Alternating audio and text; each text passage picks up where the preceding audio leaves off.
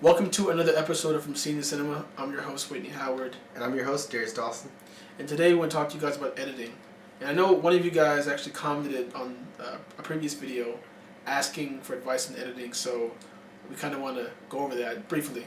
Yeah, I'm just going to talk about a little bit about our experience with editing, kind of like where we started and where we are now. And then just like some other, a few technical things. We're not going to get really deep into it. The technical, there's certain sites that you can use for those, but we're just going to kind of scratch the surface a little bit, right? Yeah, pretty much. Cool. So briefly, actually we'll start out with what I started using when I first started editing, and I got into film stuff. So before there was Final Cut, I guess Final Cut wasn't as popular at the time, I started using Sony Vegas to cut a lot of my stuff, a lot of my films that I was shooting on and whatever, documentaries or interviews. And it was great to kind of start out on because it was very simple. It wasn't as basic as like iMovie, but it was great to kind of start running on and stuff.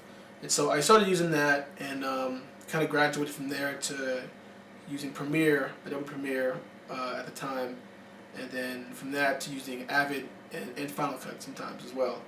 I've kind of fluctuated back and forth between the three platforms, but I know that now is I started using Premiere Pro, and it's done very well, I think, so far. Each one has its perks and stuff. Yeah, for sure. I think I'd say that the current version of Premiere and then also Avid Media Composer are definitely the two industry standards.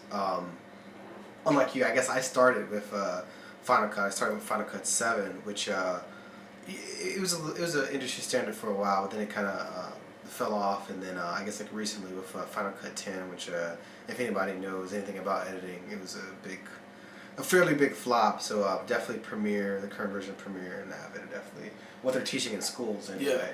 Yeah. So that's on that. So yeah, definitely. I guess if you're looking at getting into editing, Premiere is super affordable, especially if you're a student. I'm not quite sure how much it is if you're just like a regular person. Not saying that students aren't regular, but I know it's like a monthly cost type of thing, so maybe like $30 a month, which is pretty affordable for editing software. Definitely. So editing as a subject is as broad as any other part of filmmaking. There's so many like facets to it. There's editing for narratives, editing for docs, editing for music videos. But the one thing they all have in common is it all comes down. It all comes back to story. I guess what would you say is something that kind of is unique to editing documentaries?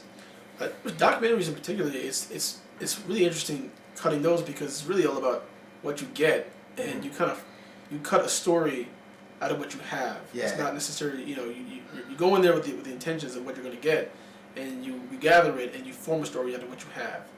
Mm-hmm.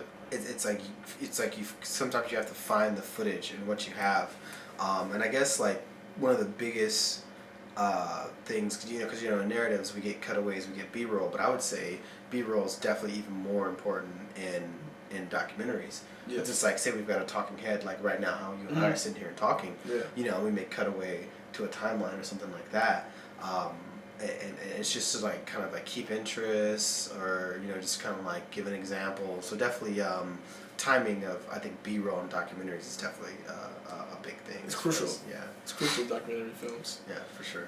What about music videos? So music videos, I feel like is as far as editing goes, is one of the more abstract kind of the bunch. I mean, the other two can get abstract, but definitely music videos. A lot of times you're building a story, but it's like with no dialogue. A lot of times it's like you're combining maybe like performance. You're combining maybe it's like an art piece. Like I've seen this one music video lately or recently that was a tank full of water, and it was just like a whole bunch of different colors of smoke being like pushed into the tank and ink and everything, and it sounds it sounds interesting, but it's like it evokes this type of feeling, and I guess like music videos really go off of feeling because we're not there's no exposition at all. It's just like the music, and we're just going with it.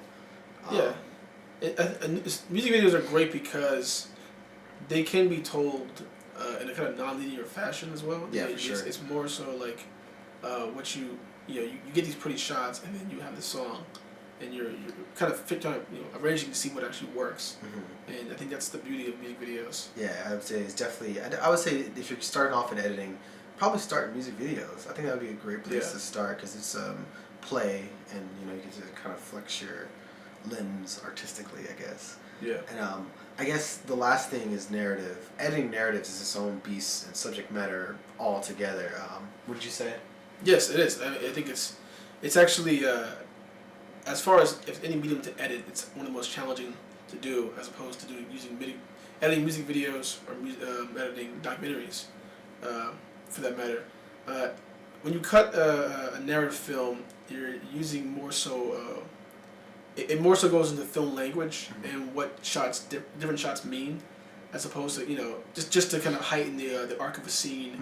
Kind of like a close up versus close like up a versus two shot versus a wide shot. Yeah. So I think editing narratives in that sense is a little more complex, and it's all about finding the right cut. To further the story. Yeah, I would say it's kind of about understanding a little bit about film history, film language, but then also kind of going off of like raw emotion.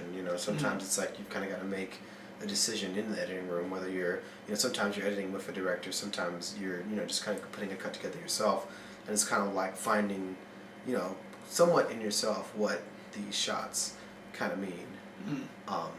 Cool.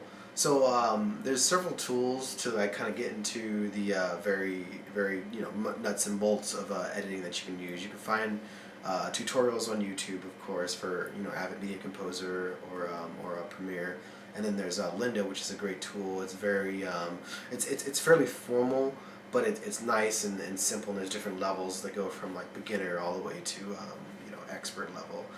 In there, they'll show you how to do bins, timelines, and kind of like how to keep things neat, and there's like little tricks and hotkeys and everything. That's going to be super useful if you're doing longer projects. Thank you for watching the episode from Scene to Cinema. You can follow us on all the social media links. They're in the description box below. Please subscribe to our channel and share us and spread the word. If you know anyone who's interested in these videos, we'll be uploading a video every Tuesday, so please don't forget to watch. Thank you for watching. See you next time.